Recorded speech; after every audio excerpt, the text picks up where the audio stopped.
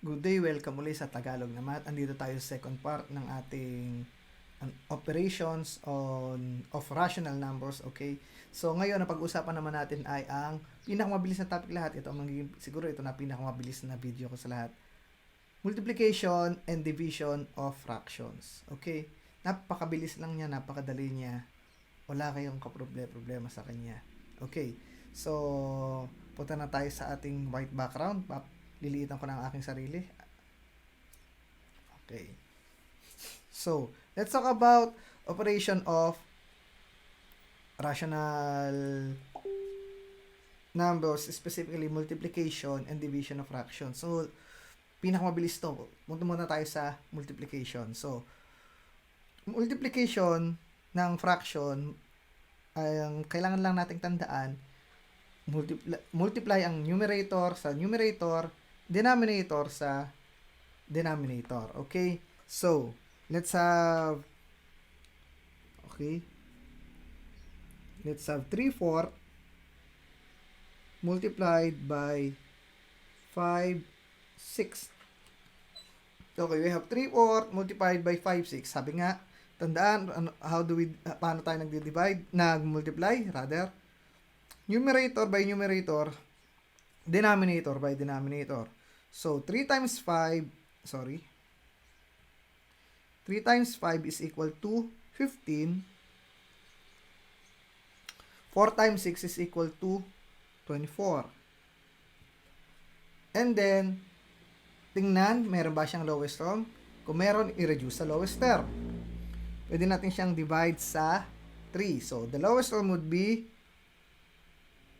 5/8. Therefore, this is our final answer.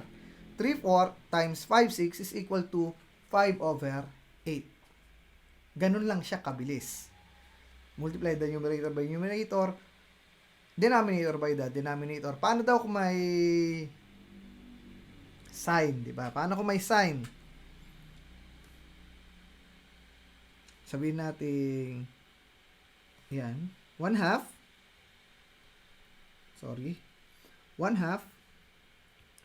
times negative 2/3. Same process lang din. Numerator times numerator, denominator times denominator. Pero tatandaan nyo yung rule natin dati, yung rule sa addition of integers. Pag magkatulad ng sign ng integer, positive. Pag magkaiba, negative. In this case, ganun din. So, solve muna natin. 1 times 2 is equal to 2. 2 times 3 is equal to 6. Ayan, pangit ang sulat. 2 equals to 6. At dahil magkaiba siya ng sign, isang negative at isang positive, wala kasing sign, therefore, ang sagot natin will become negative. So, ayan. Will become negative. So, we have negative 2, 6. And syempre, always reduce to the lowest term. This will become negative 1/3. Dinivide natin yung numerator at denominator sa 2. So, we have negative 1/3 as our final answer. So, ganun lang kadali mag-multiply ng fraction. Multiply numerator by numerator, and then multiply denominator by the denominator. Simple. Tapos na. Yun na yun. Now, proceed tayo ngayon sa division of fraction. Sige. Let's say we have, lagi ko nakalimutan magpalit ng ballpen eh. 3/4 divided by 5/4. Yan. 3/4 divided by 5/4. So, basically, madali lang din to. Bakit? Halos katulad lang ito ng multiplication, nadagdagan lang ng isang step. Yung tinatawag natin, kung matatandaan nyo na, reciprocal. Again, reciprocal. Huwag kakalimutan ang salitang reciprocal. Yan ang pinakamahalaga sa lahat. Ano yung reciprocal? Okay? Ito yung reciprocal. Itong ating divisor ay babalik na rin natin. Yung numerator magiging denominator, yung denominator magiging numerator. Again, yung numerator magiging denominator at yung denominator ay magiging numerator. Okay? So, we will have yung 5/4 magiging 4/5. At syempre, yung division natin kanina magiging multiplication. Ayan. So, para lang tayo bumalik sa multiplication. Pero huwag kakalimutan na mag-reciprocal. Lagi tayo magre-reciprocal. So, we will have 3/4 times 4/5. So, 3 times 4 is equal to 12. 4 times 5 is equal to 20. Then, reduce to lowest term is if possible. So, pwede natin siya i-divide pareho sa 4. So, 12 divided by 4 is equal to 3. 20 divided by 4 is equal to 5. Therefore, our final answer is 3/5 or 3/5. 3/4 divided by 5/4 is equal to 3/5. Another example. Let's have 3/7. Nakalimutan ko na palitan lagi ang aking pen. Let's have 3/7 divided by 6/12. Yan, 6/12. 3/7 divided by 6/12. Again, kopyahin nyo lang yung unang given, the dividend. 3/7. Then, magiging times na tayo. And then, find the reciprocal of the divisor. So, 6 divided by 12. 6/12, pagpapalitin lang natin yon. So, yung 12, magiging makapunta sa itaas.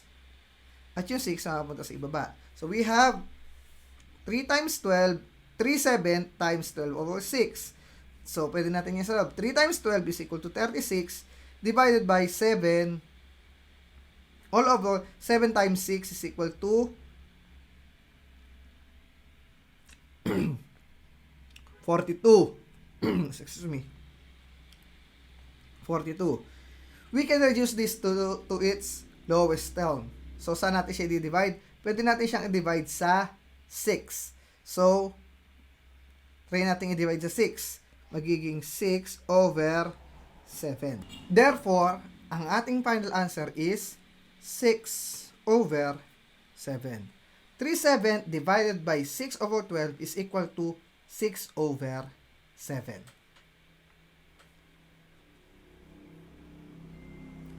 And that's how you multiply and divide. So, pero dahil sabi ko nga, maikli lang yung video, so, magbibigay ako ng ilang tips sa multiplication and division of fraction.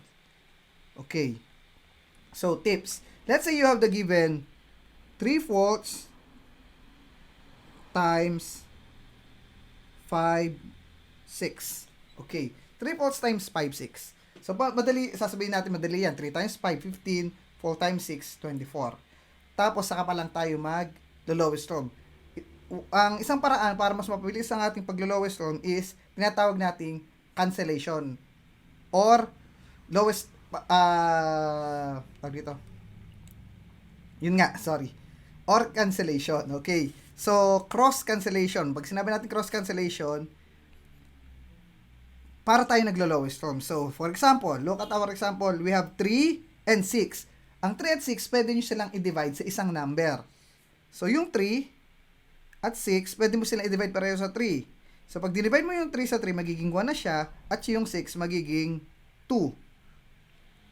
So, na-cancel na yung 3 at 6. So, ang mangyayari sa atin, 1/4 times 5/2. So, 1 times 5 is equal to 5. 4 times 2 is equal to 8. 5/8. Naka-lowest term na agad siya. So, if possible, kaya nyo mag-cross cancellation, i-cross cancel nyo. Okay, let's have another example. Balikan natin yung nasa itaas. Okay. Gagamitin natin ito sa multiplication. Malimit yung ginagawa sa multiplication. Okay. So, kung makikita nyo rito, pwede tayong mag-cross cancel dito. Yan. Okay. Pwede tayong mag-cross cancel dyan. So, try natin. Pwede tayong 3 divided by 3 and 6. So, divide natin siya sa 3. Magiging 1, magiging 2. So, wala na ito. Pero at the same time, kung titingnan natin, 12/5 2. Pwede rin natin siyang i-lowest term na agad. So, lowest term natin yung 12 at 2, pwede natin siya divide sa 2. Magiging 1 ito, magiging 6 ito. So, mangyayari sa atin, 1 times 6 equals 6. 7 times 1 is equal to 7. Lowest term na rin agad. So, ano yung bottom line ng tip? Kung kaya nyong i-lowest term yung given nyo sa multiplication and division, i-lowest term nyo na agad. And, if you can perform, kung kaya nyo mag-cross cancellation, tandaan, cross cancellation, hindi cross multiplication ha, cross cancellation. Kung kaya nyo mag-cross cancellation, bakit? Para mas madali mas mabilis na marating yung sagot. Mababawasan ang trabaho nyo sa paghahanap ng number or na pwedeng i-divide sa final answer para maging lowest term. Most of the time, ang sagot ay nasa lowest term na agad. So that's all for today. Kita tayo sa susunod na topic natin.